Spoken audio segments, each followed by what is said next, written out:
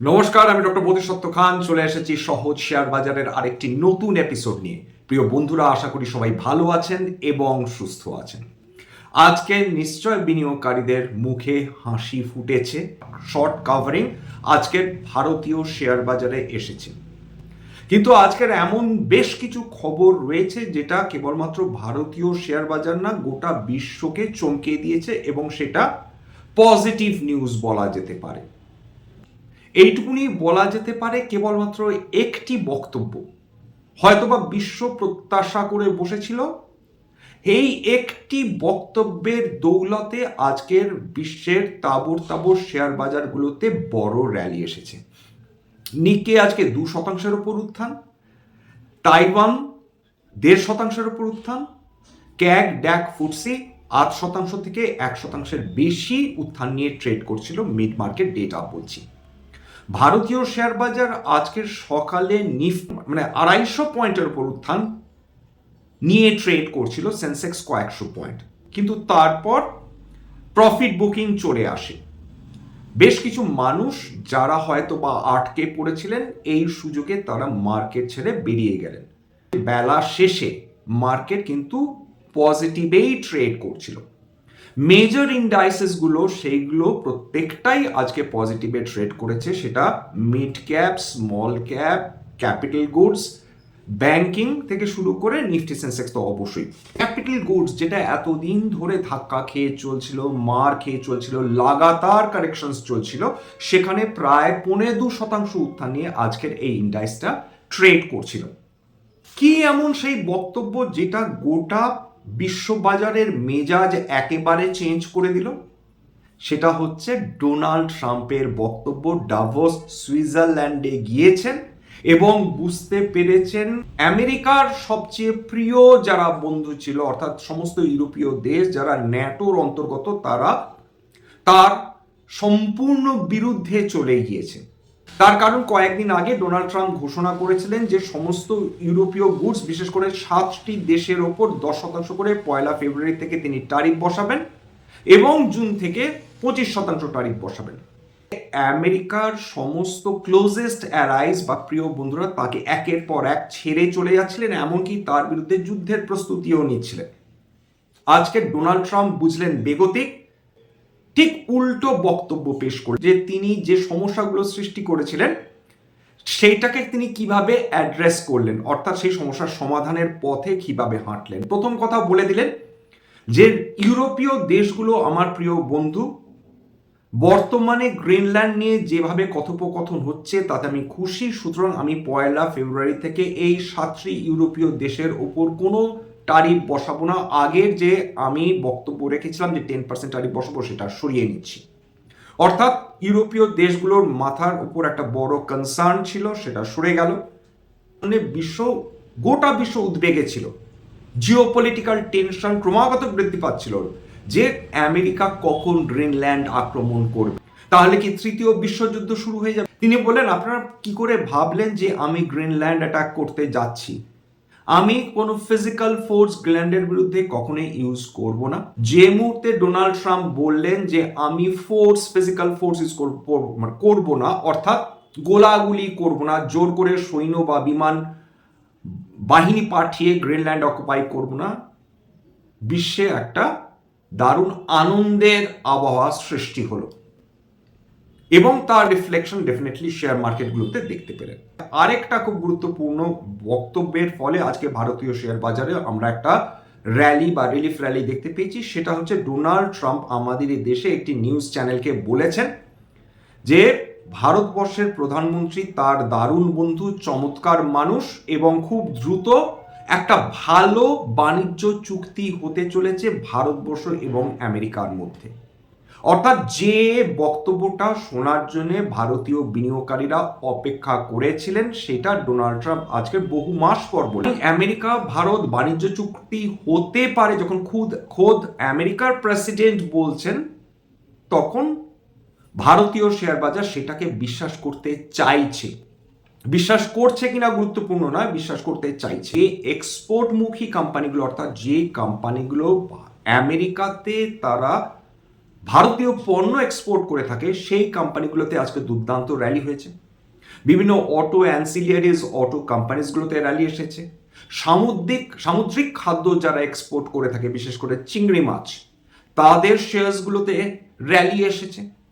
এছাড়া আজকের বেশ কিছু কোম্পানি তারা তাদের রেজাল্ট পাবলিশ করেছে সরকারি ব্যাংকগুলোতে, এবং একের পর এক সরকারি ব্যাংকগুলো দুর্দান্ত রেজাল্ট করে চলেছে। তাদের নন পারফর্মিং অ্যাসেট তারা কমিয়ে চলেছে। আজকের এর আগে যে সরকারি ব্যাংকগুলো তারা রেজাল্টস পাবলিশ করছিল তাদের অধিকাংশ রেজাল্ট ভালো হয়েছে, এবং আজকের দিনে ইন্ডিয়ান ব্যাংক তারা রেজাল্ট পাবলিশ করেছে, তাদের রেজাল্টও দুর্দান্ত হয়েছে। প্রফিটেবিলিটি ইয়ার অন ইয়ার বেড়েছে, এবং তাদের নন পারফর্মিং অ্যাসেট গ্রস এবং নেট দুটোই সিগনিফিক্যান্টলি কমেছে। সুতরাং পিএসইউ ব্যাংকগুলো একটা পজিটিভ সেন্টিমেন্ট নিয়ে র্যালি করছিল আজকেরও। চলে আসি সোনা এবং রূপো নিয়ে। সকালবেলা একজন ভদ্রলোক অত্যন্ত খুশি হয়ে তিনি বললেন যে সোনা রূপোর দর এত কিভাবে কমে গেল। এটা বাঙালি বিনিয়োগকারীদের জন্য সুখবর কি সুখবর না? এবার আপনি যদি অপটিমিস্ট হন তাহলে আপনার পক্ষে সুখবর, আপনি যদি পেসিমিস্ট হন তাহলে আপনার জন্য খারাপ খবর। হ্যাঁ, বাঙালি মধ্যবিত্ত মানুষের জন্য এটা বুঝে রাখার প্রয়োজন রয়েছে, যারা সোনা কেনেন অর্থাৎ ফিজিক্যাল গোল্ড কেনেন, আজকে মারাত্মক কিছু দাম কমেনি। ওই 1% মতন সোনার দাম কমেছে, কিন্তু আসল যে খেলাটা হয়েছে সেটা হচ্ছে গোল্ড এবং সিলভার ইটিএফ। আজকে সকালবেলা যারা মার্কেট খোলার পরপরই ইটিএফ, সোনা এবং রূপোর ইটিএফ এর উপর চোখ রেখেছিলেন, তাদের চোখ ছানা বড়া হয়ে গিয়েছে। একটা ইটিএফ, সিলভার ইটিএফ এর প্রাথমিক মার্কেট শুরুতেই কোনোটা 27%, কোনোটা 14%, কোনোটা 10% পতন নিয়ে এক্সচেঞ্জ একটা সিলভার ইটিএফ তারা ট্রেড করছিল। একটা গোল্ড ইটিএফ কোনোটা 8%, কোনোটা 10% নিচে নেমে ট্রেড করছিল। হঠাৎ কি হয়ে গেল? সোনার উপর এক্সচেঞ্জ ট্রেডেড ফান্ডগুলোর এত দাম কিভাবে কমে গেল? যে যদি কোনো কারণে সরকার মনে করেন যে রিটেল ইনভেস্টার্সরা আর সোনা কিনতে পারবেন না, এরকম একটা সম্ভাবনা ভারতবর্ষে তৈরি হতে পারে কি? সেক্ষেত্রে উত্তর দিয়েছিলাম যে ভারত সরকার সেরকম কিছুই করবেন না। ম্যাক্সিমাম হয়তো বা ইম্পোর্ট ডিউটি বাড়াতে পারেন বা জিএসটি বৃদ্ধি করতে পারেন, হয়তো বা কেন্দ্রীয় বাজেটে ইম্পোর্ট রিলেটেড কিছু পলিসিস শোনার কথা, দয়া করে ফ্যাক্ট চেক করে নেবেন, কিছু বক্তব্য সরকার রাখতে পারেন। কেন্দ্রীয় সরকার কেন্দ্রীয় বাজেটের কথা বলছে। যেভাবে সোনার দাম বৃদ্ধি হয়েছে বা যেভাবে পাগলের মতন বিনিয়োগকারীরা গিয়ে সোনা কিনেছেন, গোল্ড ইটিএফ হোক ফিজিক্যাল ইটিএফ হোক, সেই কারণে সরকার হয়তো বা ইম্পোর্ট ডিউটি বৃদ্ধি করতে পারে। এই আশঙ্কা বলুন বা এই আশা বলুন, বিভিন্ন বিনিয়োগকারীরা তারা গোল্ড ইটিএফ এ তারা বিনিয়োগ করা শুরু করেন বেশ কয়েকদিন ধরে। যে এমসিএক্স গোল্ড ফিউচার্স যদি দেখেন আর যদি গোল্ড ইটিএফ দেখেন, অ্যাভারেজ প্রাইস অফ গোল্ড দেখেন, তার মধ্যে বিস্তর পার্থক্য রয়েছে। গোল্ড ইটিএফ গুলো কোনোটা 5%, কোনোটা 10% প্রাইসে সেটা ট্রেড করছিল বিভিন্ন। এই এক্সপেকটেশন যদি ভারত সরকার তারা ইম্পোর্ট ডিউটি বৃদ্ধি করেন সোনার উপর, সেক্ষেত্রে হয়তো বা সোনার দর বৃদ্ধি হতে পারে। এখন কেউ জানে না ভারত সরকার ইম্পোর্ট ডিউটি বৃদ্ধি করবেন নাকি ইম্পোর্ট ডিউটি যা ছিল তাই রাখবেন। যদি ইম্পোর্ট ডিউটি যা ছিল তাই থাকে, সেক্ষেত্রে সোনার এই যে মিসম্যাচ, প্রাইস মিসম্যাচ হচ্ছে gold futures, average price of gold এবং গোল্ড ইটিএফ, সেখানে কিন্তু প্রাইস মিসম্যাচিংটা সেটা কিন্তু সিগনিফিকেন্টলি ডিক্লাইন করতে পারে। এটাতে সতর্ক থাকা উচিত। এতদিন ধরে যে সোনা এবং রূপো পাগলের মতন সবাই কিনে চলছে, কারণ তারা মারাত্মক আতঙ্কিত হয়ে পড়েছিলেন যে যদি জিওপলিটিক্যাল টেনশন বৃদ্ধি তাহলে কি হবে। সবাই সেফ হ্যাভেন অ্যাসেটগুলোর দিকে পাগলের মতন দৌড়াচ্ছে। এই যে মুহূর্তে ডোনাল্ড ট্রাম্প বললেন যে না, গ্রিনল্যান্ড আক্রমণ করার তার কোনো পরিকল্পনাই নেই, সেই মুহূর্তে এই যে সেফ হেভেন অ্যাসেটগুলোর প্রতি মানুষের ইন্টারেস্ট ছিল সেটা সাংঘাতিকভাবে ডিক্লাইন করলো। সেইগুলোর আকর্ষণ স্পেকিউলেটারসদের কাছে কমে গেল। কমোডিটির ইন্টারেস্ট কমে যায়, তার মানে কিন্তু এটা নয় যে বিশ্বজুড়ে সোনা বা রূপো বা কপার প্রয়োজন হবে না। বিশ্বজুড়ে কপার, সোনা, রূপো সবকিছুরই ডিমান্ড ক্রমাগত বৃদ্ধি হবে। তার কারণ অধিকাংশ যে ম্যানুফ্যাকচারিং সেক্টরসগুলো রয়েছে, তাতে মোবাইল বলুন, তাতে সোলার প্যানেলস বলুন, ইলেকট্রিক ভেহিকলস বলুন, ইলেকট্রিক ব্যাটারিজ বলুন, সিলভার বা কপার তার প্রয়োজন দিনের পর দিন বৃদ্ধি হচ্ছে।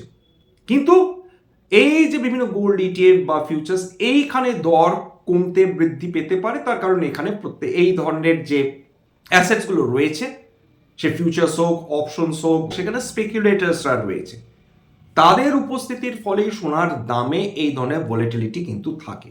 কিন্তু রিয়েল লাইফ ইউসেজ যে রয়েছে, যে সোনা, রূপো বা কপার, সেখানে কিন্তু ডিমান্ড কমেনি। তিনটে ঘটনার ফলে আজকের ভারতীয় শেয়ার বাজার মুভ করেছে, শর্ট কাভারিং হয়েছে, রিলিফ র্যালি হয়েছে। সেন্সেক্সের আজকের উইকলি এক্সপায়ারি ছিল, ভোলেটিলিটি আজকেরও বৃদ্ধি ছিল, কালকে মারাত্মক ভোলেটিলিটি ছিল, কিন্তু আজকেরও ভোলেটিলিটি ছিল, কিন্তু অপেক্ষাকৃতভাবে কম। এই সামনের সপ্তাহটার পরই কিন্তু কেন্দ্রীয় বাজেট, সুতরাং আমাদের মাথায় রাখতে হবে যে এই পিরিয়ড অফ টাইম, বাজেটের মোটামুটি এক সপ্তাহ আগে বা এক সপ্তাহ পরে কিন্তু বাজারের ভোলেটিলিটি বৃদ্ধি পেয়ে ট্রেড হতে থাকে। এটা যারা বিনিয়োগকারী তাদের মাথায় রাখতে হবে। শেয়ারের দাম হঠাৎ উঠবে, হঠাৎ নামবে, এবং কেন উঠছে কেন নামছে সেটা কিন্তু চট করে আন্দাজ পাওয়াটা ডিফিকাল্ট। সুতরাং এই ধরনের পজিশনে একটু সেফ থাকা ভালো, কারণ কেউ জানে না কেন্দ্রীয় বাজেট সেটা মানুষের মুডকে কোন দিকে নিয়ে যাবে। যদি শেয়ার বাজার মনে করে যে বাজেট তাদের জন্য উপকারী সাব্যস্ত হয়নি, শেয়ার বাজার ডিসঅ্যাপয়েন্টেড হতে পারে। যদি শেয়ার বাজার মনে করে বাজেটে যে প্রভিশনসগুলো করা হয়েছে সেইগুলো তাদের জন্য উপকারী সাব্যস্ত হবে সামনে, মানে গোটা বছরটার জন্য, সেক্ষেত্রে শেয়ার বাজার পজিটিভলি রিয়্যাক্ট করতে পারে। বাইসেল সিদ্ধান্ত তাকে নিতে হবে, অথবা তিনি যদি নিজে না পারেন তাকে একজন সেভি রেজিস্টার্ড ইনভেস্টমেন্ট অ্যাডভাইজারের পরামর্শ নিতে হবে বা নিজে রিসার্চ করতে হবে। এবার চলে আসি একটু আমাদের টাকা এবং ডলারের সম্পর্কে। টাকা আজকেরও দুর্বল হয়েছে এবং বিগত কয়েকদিন ধরে দুর্বল হয়ে চলেছে, যেটা আমাদের কিন্তু ইম্পোর্টার্সদের উদ্বেগ বৃদ্ধি করে চলেছে। মনে রাখতে হবে, ভারতবর্ষ যদি কারেন্ট অ্যাকাউন্ট সারপ্লাস দেশ হতো তখন ডলারের ভ্যালু বৃদ্ধি পেলে আমাদের চিন্তা অতখানি হতো না, কিন্তু আমরা কারেন্ট অ্যাকাউন্ট ডেফিসিট দেশ, আমরা আমদানি বেশি করি, রপ্তানি কম করি।